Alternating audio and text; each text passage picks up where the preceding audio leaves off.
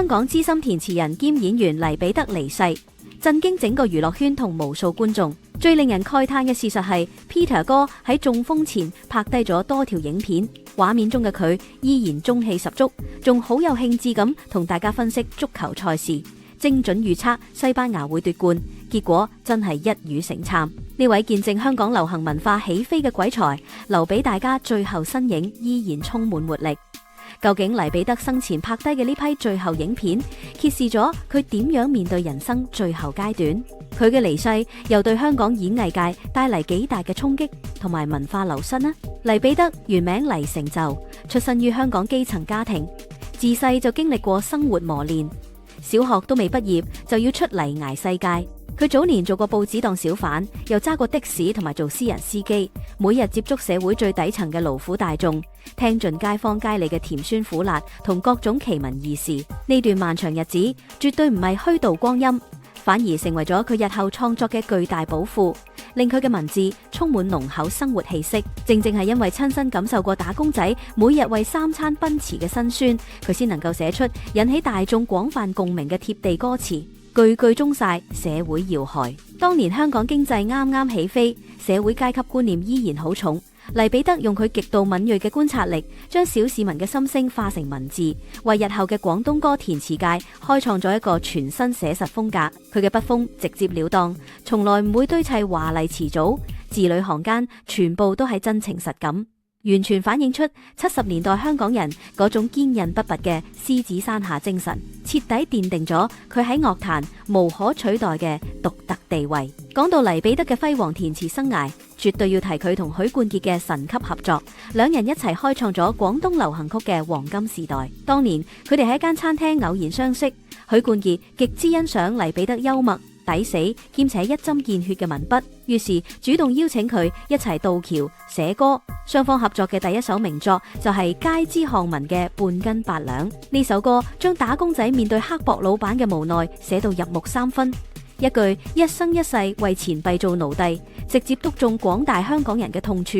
完美唱出咗勞動階層嘅心聲。佢哋嘅合作模式非常特別，通常係許冠傑負責導旋律同定下歌曲主題，黎彼得就負責填上最地道嘅廣東話口語，將深奧艱澀嘅人生道理用最通俗易明嘅方式表達出嚟。呢種破天荒嘅做法，成功打破咗當年大眾認為廣東歌俗不可耐同難登大雅之堂嘅守舊偏見，令到粵語流行曲正式成為市場絕對主流。佢哋聯手炮製嘅經典作品橫跨整個70、80年代，每一首都係時代嘅真實印記。除咗反映社會現實嘅寫實作品，黎彼得亦都極之擅長描寫人生深層哲理同埋市井娛樂文化。以打雀英雄傳為例，佢完美將香港人最中意嘅麻雀耍樂文化寫入歌詞，連六嬸、三太公呢啲充滿街坊親切感嘅稱呼都用埋，令到首歌極具生動畫面感。聽眾一聽，腦海就自然浮現出公共屋邨打牌嘅熱鬧情景。另外一首殿堂級作品《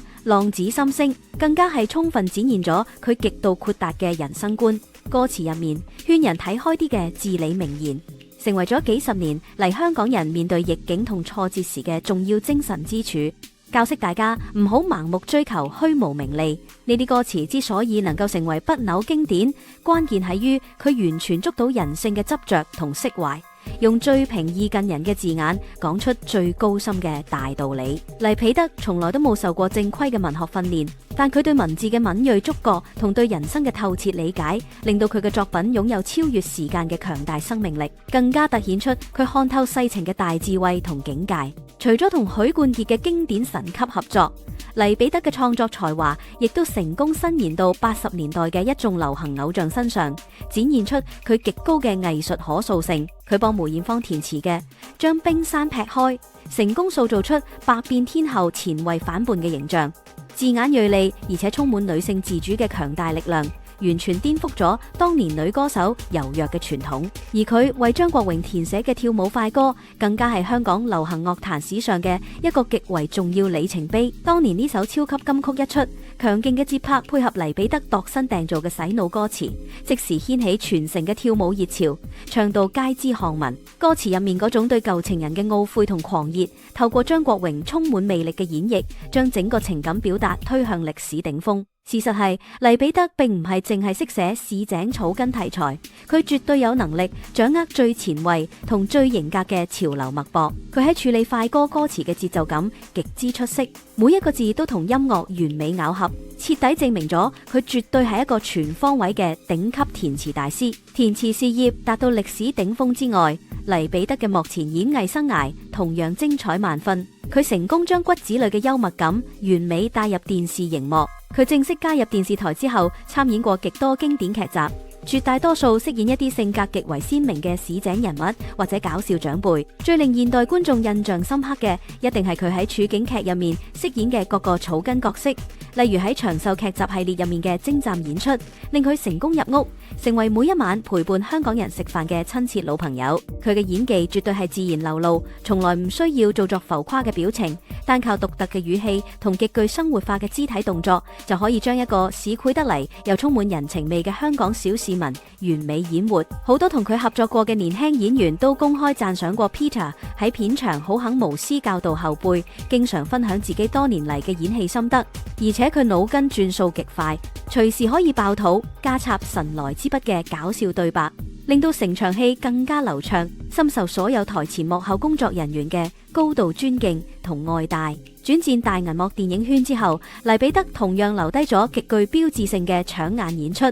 特別係喺周星馳嘅經典喜劇入面，佢嘅表現絕對係畫龍點睛。全港觀眾最難忘嘅畫面，肯定係佢喺《唐伯虎點秋香》入面飾演華府嗰位串嘴教書先生。佢為咗向主角展示自己崇高嘅江湖地位，除衫露出身上嘅霸氣紋身，大嗌左青龍右白虎，結果下一秒就意外死於非命。呢場戲其實得短短幾分鐘，但就成為咗香港電影史上其中一個最經典嘅搞笑場面，至今依然喺網絡世界被年輕網民廣泛流傳，甚至被製作成極多動態貼圖，天天使用。呢個現象清楚證明咗黎彼得嘅喜劇細胞係完全超越時代。佢有一種渾然天成嘅喜劇節奏，識得點樣利用極端嘅反差嚟營造最強烈嘅爆笑效果。即使只係一個出場不久嘅小配角，佢都有能力搶盡主角風頭，每一次現身都必定為觀眾帶嚟極大驚喜，展現出香港影壇入面無可取代嘅存在感。不過，即使係帶俾大家咁多歡樂嘅喜劇泰斗，晚年亦都無可避免要面對健康同經濟嘅雙重嚴峻打擊。黎彼得近年身體狀況開始大不如前，曾經因為嚴重嘅心臟問題需要緊急入院進行俗稱通波仔嘅心血管大手術。當時私家醫院嘅手術費用相當高昂，對於近年幕前工作量大幅減少嘅佢嚟講，絕對係一個極度沉重嘅經濟負擔。佢為咗醫病，幾乎花盡畢生積蓄，生活一度陷入極大困難，甚至要無奈向外界公開求助。好彩香港社會依然充滿人情味，富商劉鑾雄得知佢嘅困境之後，主動派人聯絡並出手相助，全數幫佢支付咗龐大嘅醫療同復康費用，等佢可以無後顧之憂咁安心休養。呢件事被傳媒廣泛報道之後，令到好多市民都非常關心佢嘅康復情況。面對住生死邊緣嘅嚴峻考驗同財政上嘅窘境，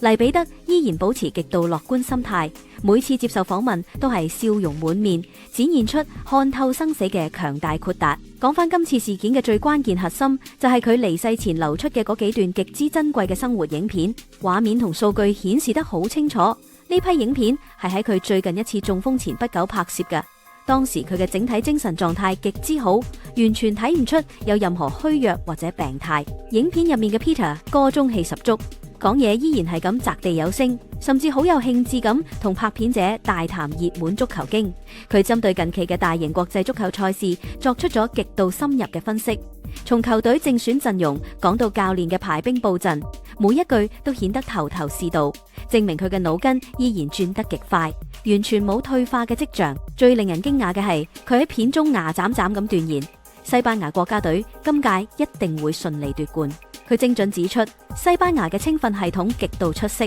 年輕球員之間嘅默契根本冇別的對手可以媲美，整體戰力絕對高於各路傳統熱門隊伍。呢種自信滿滿嘅獨到預測，完全保留咗佢後生嗰陣寫專欄嗰種一針見血嘅霸氣。最令人震撼嘅後續發展就係賽事最終結果出爐之後，佢嘅大膽預測真係一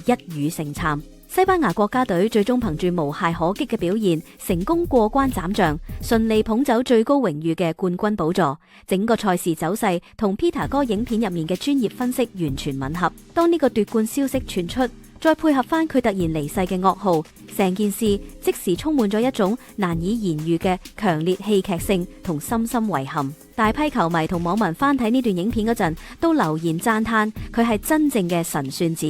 眼光極之獨到，但同時亦都為佢永遠冇辦法親眼見證自己愛隊捧杯而感到無限心酸。呢個精準無比嘅賽果預測，仿佛成為咗佢人生舞台上最後一場精彩絕倫嘅表演，用最瀟灑嘅方式向世人展示佢嘅無比智慧。事實係，佢連臨終前留俾大眾嘅話題都係充滿着熱血同驚喜，而絕對唔係病痛帶嚟嘅哀愁。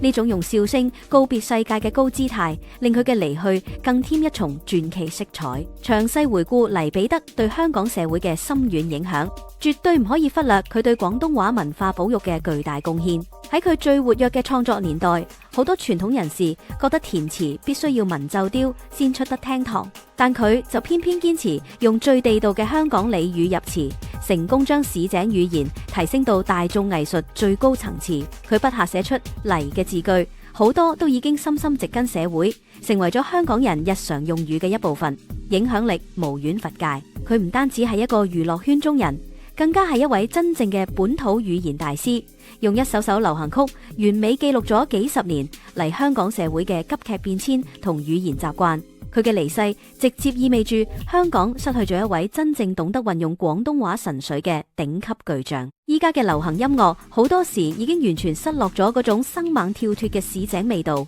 黎彼得代表住嘅正正就係嗰個百花齊放同百無禁忌嘅香港黃金時代。佢留低嘅海量作品將會成為後世研究香港本土文化最珍貴嘅歷史文獻，價值連城。除咗無數經典作品流傳後世，黎彼得喺業界嘅極佳人緣同熱心提攜後輩嘅無私精神，亦都一直為人津津樂道。行內人都好清楚知道佢性格極之豪爽，有碗話碗，有碟話碟，發言從來唔會轉彎抹角。呢種真性情同直率性格，令佢喺圈中結交咗極多知心好友。佢對待初出茅廬嘅新人特別寬容，成日將自己幾十年累積落嚟嘅寶貴經驗傾囊相授。無論係面對鏡頭嘅演戲技巧，定係做人處事嘅圓滑道理，佢都毫不吝嗇咁大方分享俾大家。好多依家已經獨當一面嘅當紅藝人，初出道嗰陣都曾經受過佢嘅親自點撥同暖心鼓勵。佢完全代表住香港老一輩演藝人嗰種守望相助嘅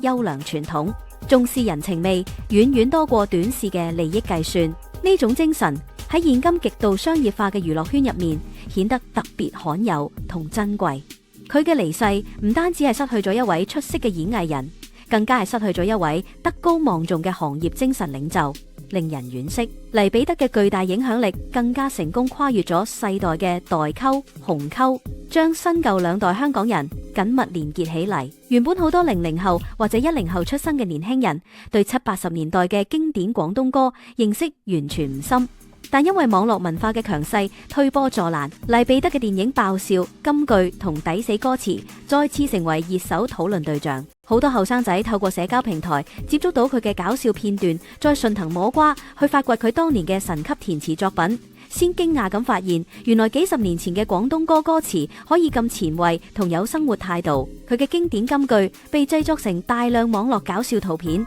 每日活躍喺年輕人嘅通訊軟件入面。呢種意想不到嘅跨世代文化傳承，徹底證明咗真正有質素嘅原創心血係絕對唔會被時間洪流淘汰。黎彼得用佢獨特嘅幽默感，成功打通咗唔同年代香港人嘅共同記憶，令到佢嘅藝術生命喺數碼時代得以用另一種全新形式無限期延續落去，展現出極強嘅跨時代穿透力。綜合各方嘅事實驗證同流出嘅生前畫面，我哋可以好清楚咁睇到黎彼得人生最後階段嘅真實面貌。佢雖然年事已高，而且經歷過重大嘅心臟健康危機同嚴峻經濟難關，但佢從來都冇俾呢啲沉重挫折打沉自己。嗰批最近中風前拍落嘅預測賽事影片，正正係最有力而且無法推翻嘅鐵證。證明佢去到生命嘅倒數階段，依然保持住極度清晰嘅頭腦、敏銳觀察力同對世界嘅強烈熱情。佢對足球嘅狂熱喜愛，對賽果嘅精準分析，充分反映出佢內心嗰團火一直都冇熄滅過。佢絕對冇選擇喺病榻中自怨自艾，反而繼續用自己最中意嘅方式同身邊人開心互動，將歡樂同正能量毫無保留咁散播開去。呢種極度堅韌嘅生命力，完全同佢筆下寫出嚟嗰啲獅子山下不屈不撓嘅精神互相呼應。可以話佢用自己真實人生完美演繹咗一次咩叫豁達面對逆境，